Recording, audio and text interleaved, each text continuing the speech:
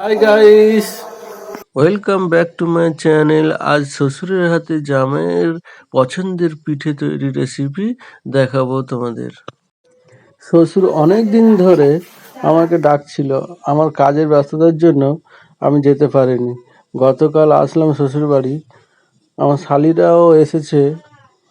সবাই মিলে হই হুল্লোড় করতে করতে আমি ভুলেই গেছিলাম যে তোমাদের সাথে পিঠে করার রেসিপিটা শেয়ার করতে হবে। প্রথমে অল্প পানি নিতে হবে। আতপ চালের গুঁড়ো মাখতে যতটা পানি দরকার ততটাই পানি নিয়ে ভালো করে 5 মিনিট ফুটিয়ে নেবে। তারপর ফোটানো পানিতে চুলোয় বসানো অবস্থায় আতপ চালের গুঁড়োটা ঢেলে দিয়ে ভালো করে নেড়ে নামিয়ে নিতে হবে। তারপর হালকা গরম অবস্থায় মেখে নেবে। মাখা আটা ছোট ছোট করে কেটে গোল গোল করে নেবে।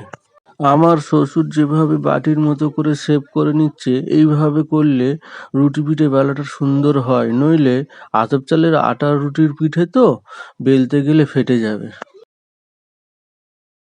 এদিকে আমার শাশুড়ি রুটি বেলা শুরু করে দিয়েছে।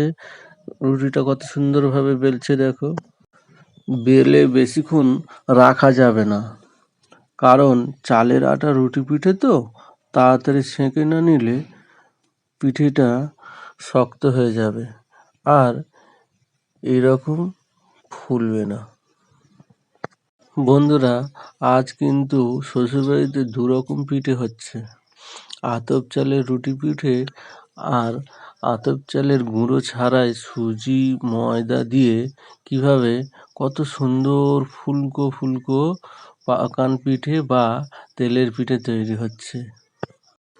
অন্য একদিন এই পাকান পিঠেটা বা তেলের পিঠে কিভাবে তৈরি করতে হয় সেটাও আমি তোমাদের কাছে শেয়ার করব।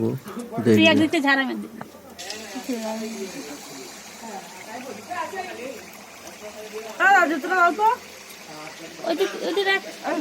কে কে এই পিঠেগুলো খেতে পছন্দ করো কমেন্টে বলবে।